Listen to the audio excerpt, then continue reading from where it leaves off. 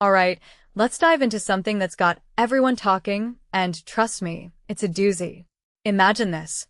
A Hollywood icon and the wife of a Google billionaire, both living in multi-million-dollar estates, are leading a campaign to block a proposal that could make housing more affordable in California. Sounds like the plot of a satirical movie, right? But no, this is real life. And personally, I think it's a perfect example of how the housing crisis in California has become a battleground of ideologies, privilege, and power. Here's the deal. Jane Fonda, the legendary actress turned activist, and Wendy Schmidt, wife of Google's Eric Schmidt, are spearheading the No on 45 campaign. Prop. 45 aims to reform the California Environmental Quality Act, CEQA, a law from the 1970s that's been criticized for slowing down housing developments. Now, on the surface, this might seem like a classic clash between environmentalists and developers. But what makes this really interesting is the irony of it all. These are people living in mansions. Wendy Schmidt's home is reportedly worth over $100 million, fighting a measure that could help everyday Californians afford a place to live. From my perspective, this raises a deeper question.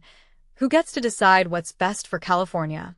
Is it the wealthy elites who can afford to prioritize environmental purity, or the millions of Californians struggling to pay rent? Prop. 45 has rare bipartisan support, with 73% of voters backing it. That's huge. It's not just a Republican or Democrat issue, it's a people issue. And yet, here we are with a well-funded campaign led by the ultra-wealthy trying to block it. One thing that immediately stands out is the hypocrisy. Jane Fonda, who lives in a $6 million home, calls Prop. 45 a plot by polluters to destroy the environment. Meanwhile, Wendy Schmidt, whose PAC has received millions from other billionaires, is framing this as a fight for clean and healthy communities. But here's the thing, Prop. 45 isn't about gutting environmental protections. It's about streamlining the process so housing can actually get built. What many people don't realize is that CEQA has been weaponized by NIMBYs, not in my backyard, and special interests to block projects for years, sometimes even decades. Take this example. A solar company spent 12 years and prepared a 1,100-page environmental review just to build one transmission line. That's absurd. If you take a step back and think about it, this isn't about protecting the environment, it's about maintaining control. And who benefits from that? Not the average Californian struggling to find affordable housing. What this really suggests is that the housing crisis isn't just about economics. It's about politics, privilege, and power.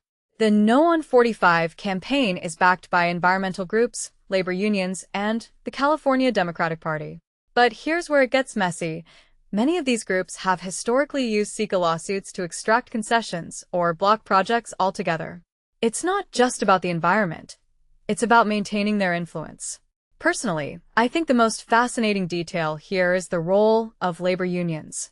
Matthew Fleming from the Pacific Research Institute points out that unions have relied on CEQA lawsuits as leverage. So, is this really about protecting the environment? Or is it about protecting their own interests? It's a question worth asking. If we zoom out, this fight over Prop.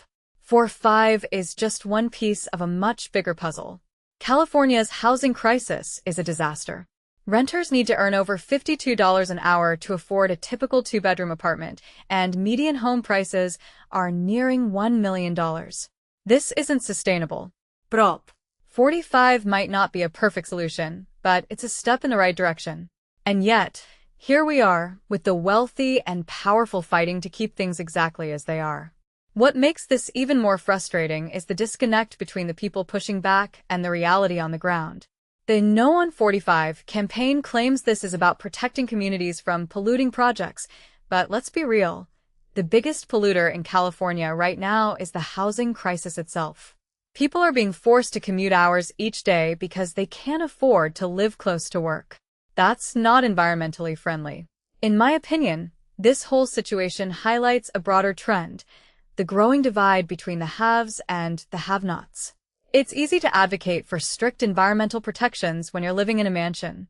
But for the millions of Californians struggling to make ends meet, these abstract ideals feel out of touch. So, where does this leave us? Prop. 45 is far from perfect, but it's a rare attempt to address a pressing issue. The fact that it's being opposed by the wealthy and powerful should tell us something. It's not just about housing, it's about who gets to shape the future of California. As we wrap this up, I'll leave you with this thought. What does it say about our society when the people with the most resources are the ones fighting to keep things broken? Is this really about the environment? Or is it about maintaining a system that benefits the few at the expense of the many? Personally, I think it's a question we all need to grapple with. Because until we do, the housing crisis and the battles like this one aren't going anywhere.